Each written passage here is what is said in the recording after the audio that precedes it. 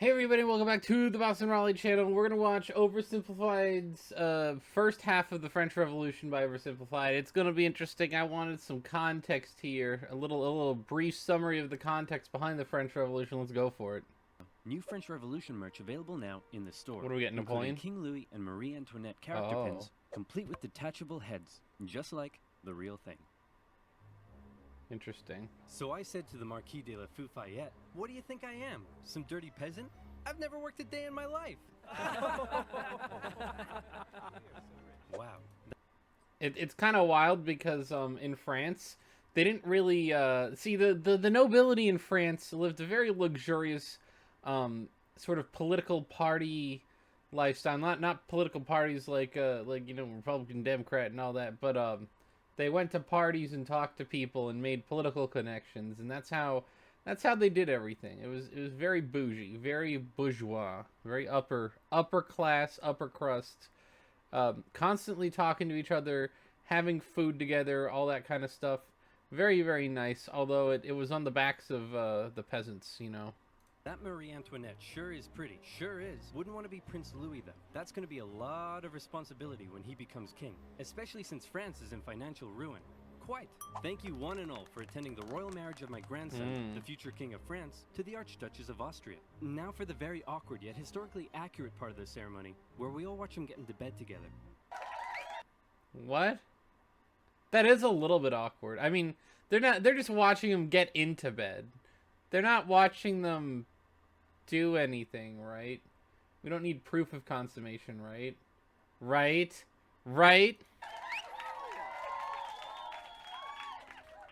All right, now that's out of the way. Let's leave the royal couple to it. You better give us an heir, you fat, ill-bred boy. Nighty-night. That's gonna be a lot of responsibility. France is in financial ruin. You fat, ill-bred boy. Yo, it's a lot of responsibility indeed. I don't know if people quite understand the pressure to have children that these guys used to have. Quite. That's going to be a lot of responsibility. France is in financial ruin. You fat, ill-bred boy. That's going to be a lot of responsibility.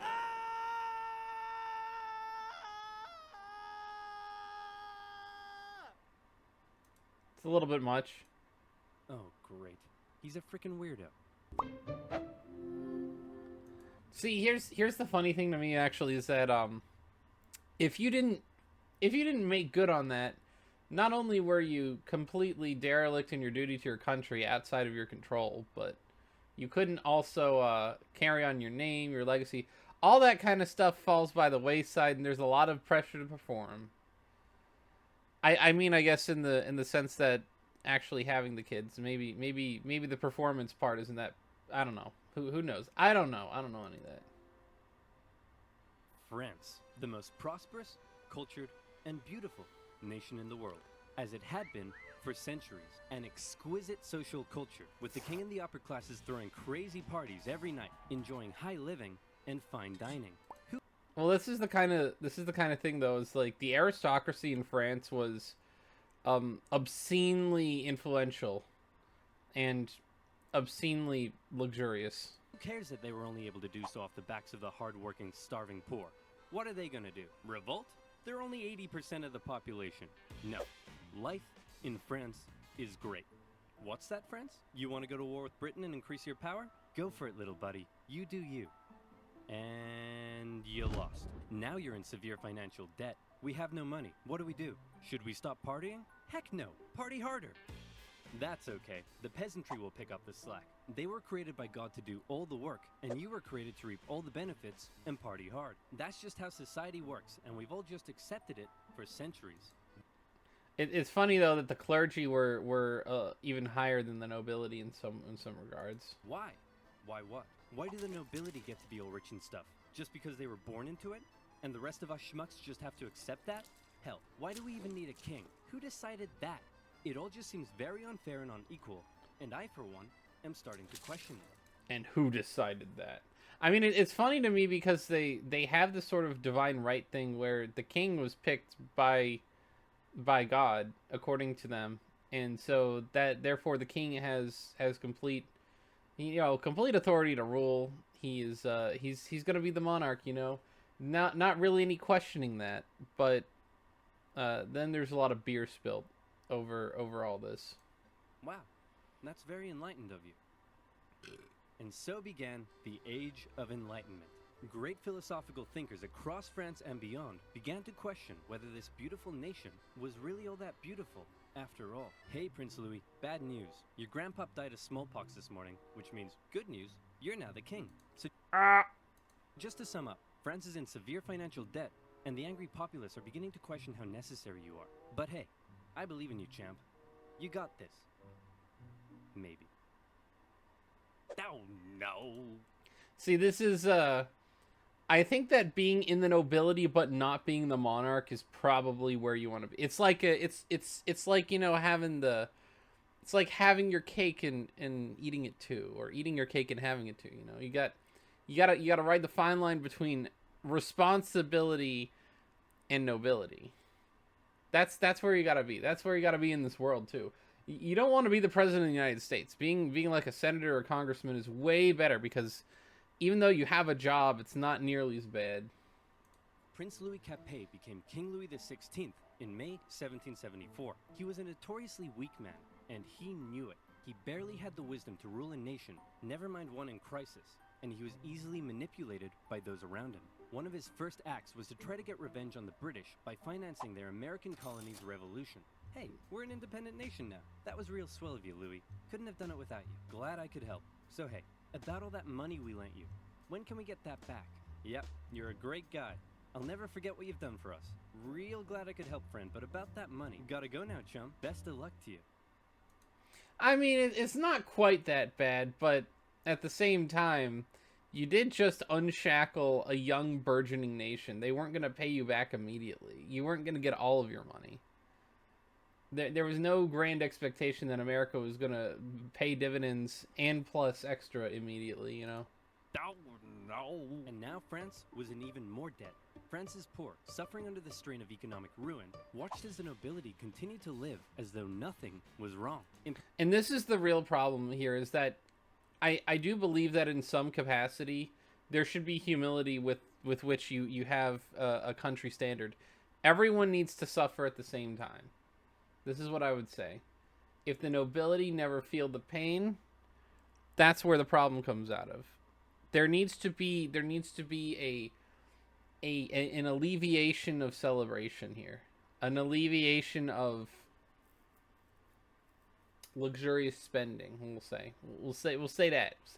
Particular, they grew increasingly disdainful of the Queen, Marie Antoinette, as she continued to spend all of France's money on her own luxurious lifestyle and fashion. While the peasants were breaking their backs in the fields, she was walking around like, hey, my hair is a boat.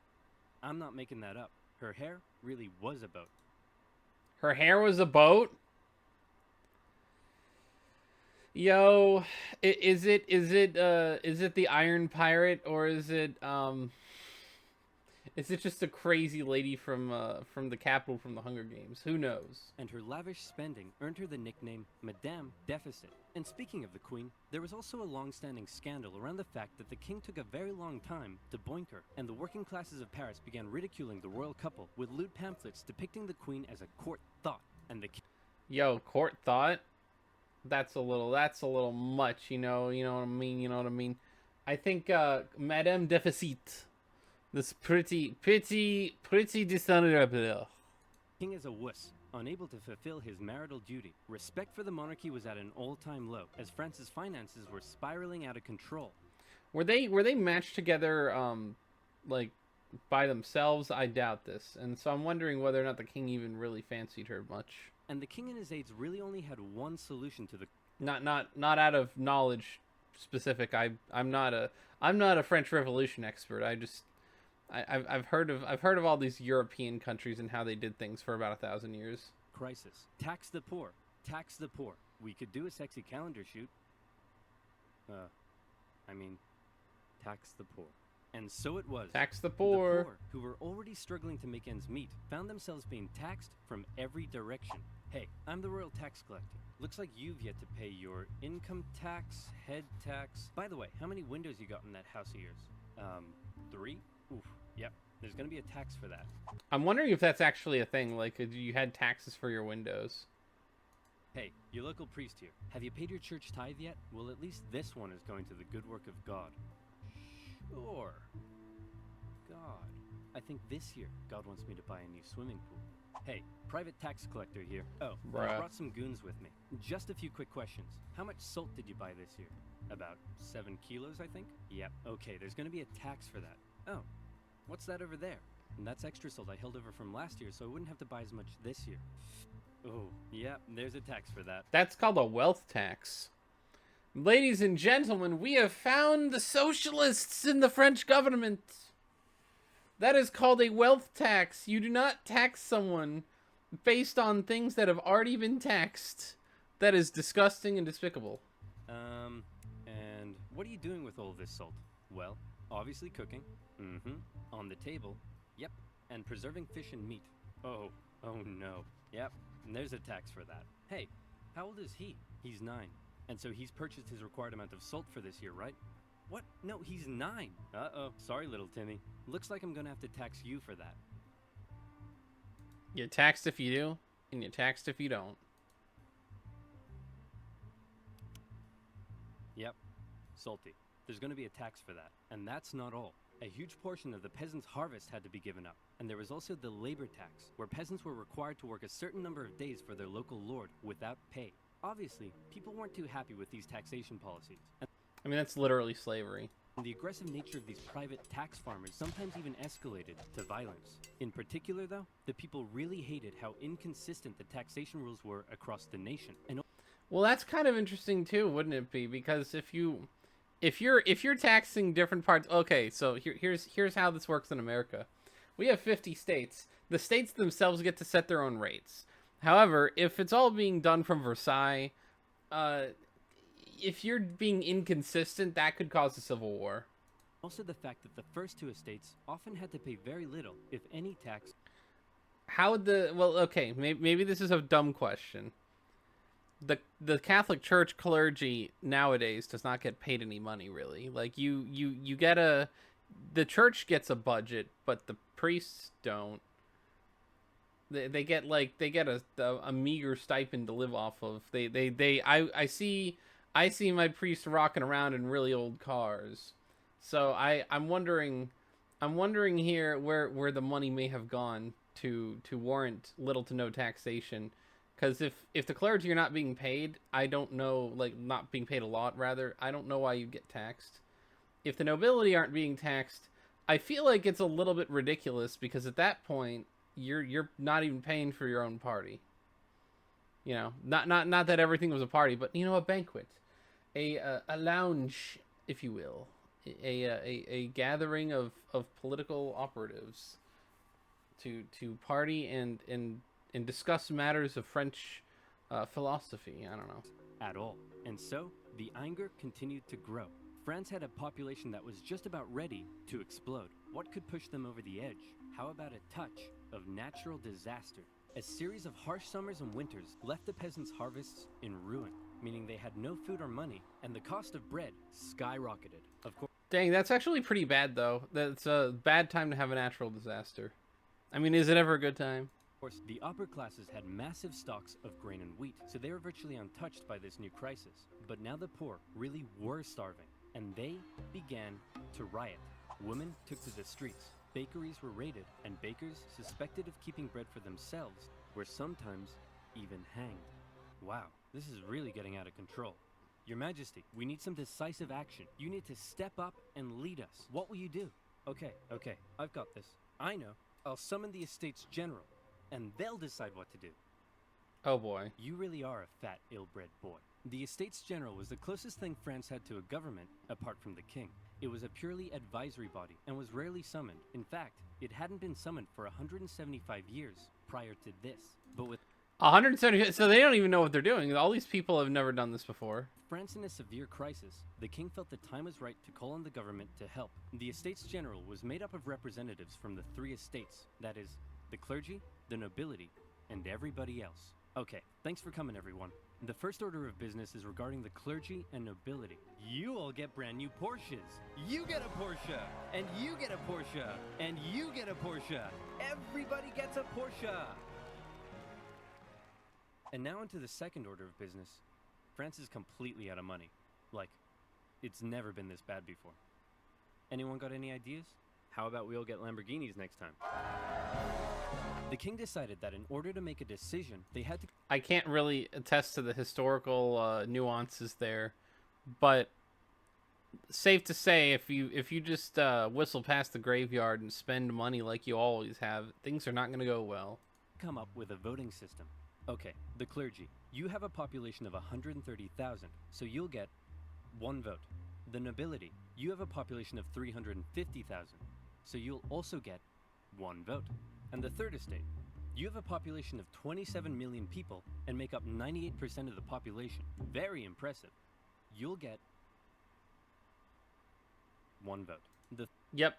So this is for anyone who complains about the Electoral College, the states are independent nations inherent in the United States. You know, they are unto themselves a nation within a coalescence of nations called a union. It is the United States of America. You have a country, effectively, like the states are the size of countries. Usually they have populations the size of countries. And so they get to make their own laws and rules in and of themselves regarding themselves for the most part, and then everyone kind of comes together in a national sense. That's how it's supposed to work anyway. Quite literally, this is, well, you guys vote in the same power scale as the people who want to rule you and control you, and they have more interest within themselves. The 2/3 majority here are that upper crust, that 2%, and they're gonna just tell you what to do now. Third estate were obviously pretty unhappy with this system because they kept on finding that this would happen. We propose to raise taxes on the third estate. All in favor? All opposed? 2-1. Taxes will be raised on the third estate. What's funny to me, what is funny to me though, is the fact that in order for all of this to work, the elites have to be, in my view, this is my minor little non-historian little tidbit of information. I believe that the elites have to have a stake in certain things. I think there should be elites in every group, right? You have your elites, someone else has their elites. They all have ways to push and pull on each other. And the third estate has none of that. The third estate was a class in and of themselves. They were not regional. They were not particularly outspoken. Most of them, a lot of them are probably just very hardworking people. And so now you have a 3 separate groupings issue. 3 separate entire groupings. Whereas in a country like mine, you have different people who have different things that they're striving towards. You know, different elites that have different priorities in different places, and that makes it so that you actually have a little bit of push and pull amongst all the different groups and factions here, instead of just poor people all saying, well, I don't really want, and then everyone else says, well, you're gonna. It's not really that's not really a good recipe. We propose a motion that says the first 2 estates are a bunch of poo-poo heads. All in favor? All opposed? 2-1. It's official. We are not poo-poo heads. The third estate realized that any attempt at reform would be outvoted by the 2 upper estates, and they thought that was kind of lame. So they decided that since they were 98% of the population, they could go off to form their own government, make their own laws, and take over the running of the country. And so, the National Assembly was born. The third estate was now in control, and there was nothing the king could do to stop. Haha! I've locked you all out of your building. What are you gonna do about it? We'll probably go find a different building that isn't locked. Oh, no! The National Assembly did find another unlocked building, just down the road, an indoor tennis court, where on the 20th of June 1789, they all took the tennis court oath, pledging to continue meeting until the king finally gave in to their demands for more equality and economic reform. What's interesting to me is actually that the United States had a revolution of the upper classes within the United States, which was they had countervailing interests with Britain. This one, you got a tennis court oath. You got a bunch of people coming in, and they're just going to overthrow the people that exist there. This new National Assembly included many of the most educated members of the Third Estate, including two young lawyers by the names of Maximilien Robespierre and Georges Danton. Some members of the first two estates even joined their cause. Some of the Marquis de Lafayette. I mean, if you're a Marquis and you defect to the Third Estate, then you obviously should have. If the Third Estate is any realistically like decent, honorable group, you're going to see that maybe we should have the humility to say, yeah, this noble here, he's going to be a big deal, and he's probably going to rise through the ranks because of that. I heard Robespierre, tee hee hee. I see that up top. I see that. These men formed a radical new political party called the Jacobin Club and quickly became leading figures. While many members of the Third Estate simply wanted more equality, a growing number in this Jacobin faction would begin calling for something even crazier: the removal of the king entirely. And the Jacobins were actually extremists, given the time. This is the incident. The French Revolution is the incident that created the left and the right as concepts, as political concepts. You had the conservatives and the liberals. The Jacobins were extreme leftists by those standards. You had people who were just like, let's just start off in people's heads. You know, it goes all the way to the vast extreme, and that's what ends up that. Cooler heads may not prevail this one. This is where fear began to take hold. With such a volatile situation developing, everyone was afraid of something.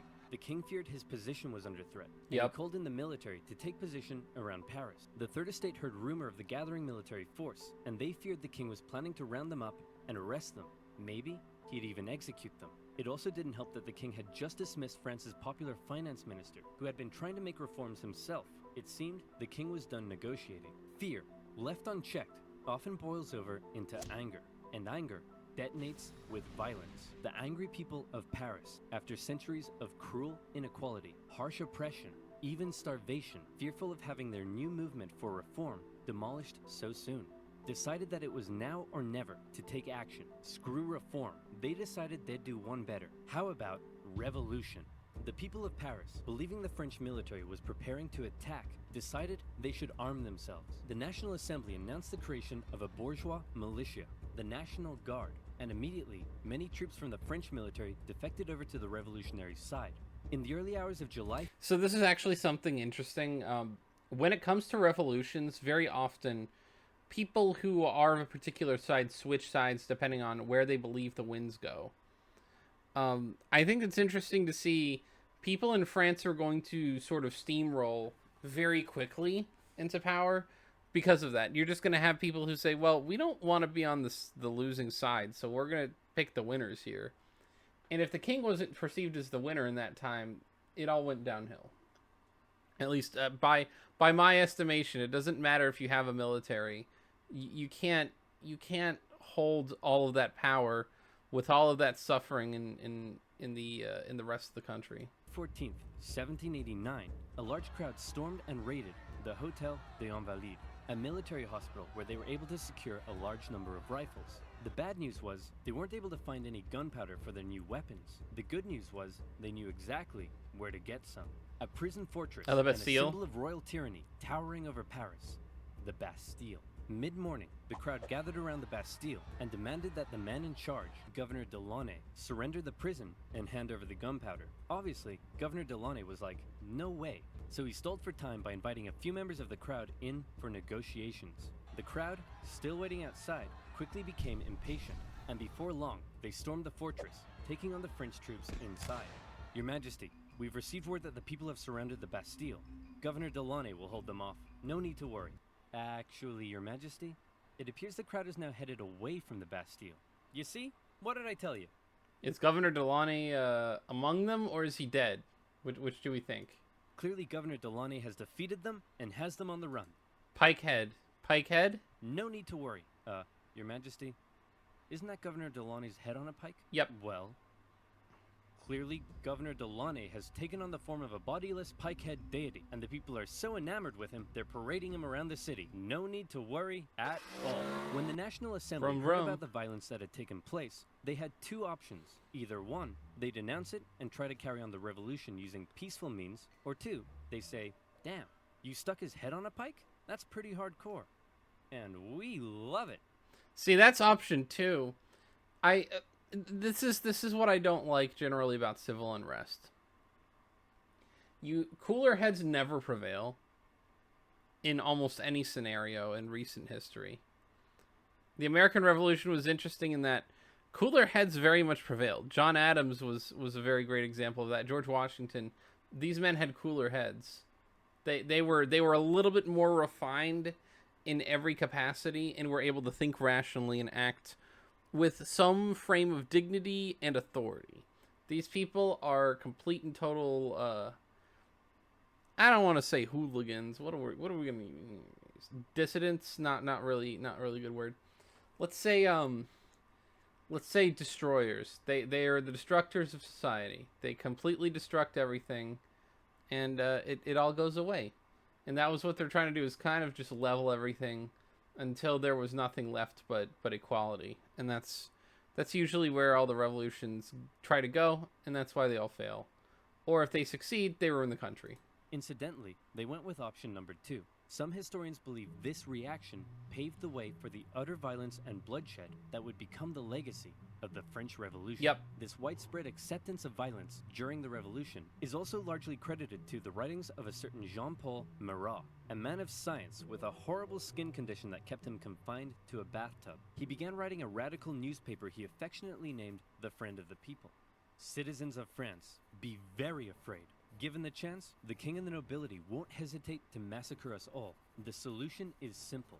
Execute them. Kill every last one of them. Cut off 1,000 heads, and if that's not enough, cut off 1,000 more. Oh, hey, Mr. Squeaky. What are you doing down there? You're so cute. Aw, I love you too, Mr. Squeaky. Mwah. Now, where was I? Oh, yeah. Kill them all. It became Cooler heads, right? one of the most popular publications in Paris during the Revolution, and succeeded in spreading ever-increasing fear and anger among the people. In August, leaders of the National Assembly, with help from a certain Thomas Jefferson, adopted the Declaration of the Rights of Man and of the Citizen, and in So this is also something interesting too, is that America is concerned with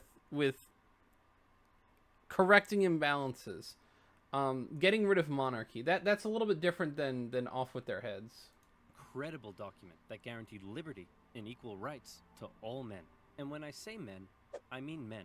Aw. Despite its glaring shortcomings in So gender Zayd. equality, the massively influential declaration would go on to inspire the struggle for liberty and equality across the planet for centuries. However, back in France, the vast majority of the people weren't really so concerned with enlightened ideas of equality as much as they were concerned with the fact that they were still starving. Bread was still expensive as hell and hard to come by. The people felt that one reason nothing had been done yet about the crisis was because the king simply couldn't see the problem. He lived in Versailles, a full 20 kilometers southwest of Paris, and as a result, lived in comfort, separated from his dirty, stinking subjects. On October 5th, a crowd of women, 7,000 strong, decided they'd do something unprecedented. They decided they'd remove that separation and confront the king directly. The women marched all the way to the king's palace in Versailles.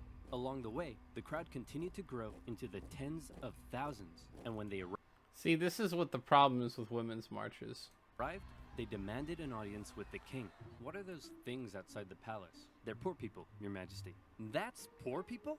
They say they're hungry. Hungry? Then let them eat cake. Wow. See, this is the exact BS that led to this whole mess in the first place. You're so out of touch. They're writhing around in the filth, breaking their back to barely scrape by, and they come to you demanding just the basic ability to feed themselves, and you think a slice of cake will sort them out? Well, then let them eat Taco Bell Crunchwrap Supreme. Wow. They're not that desperate. What? I like Crunchwrap. Crunchwraps are good.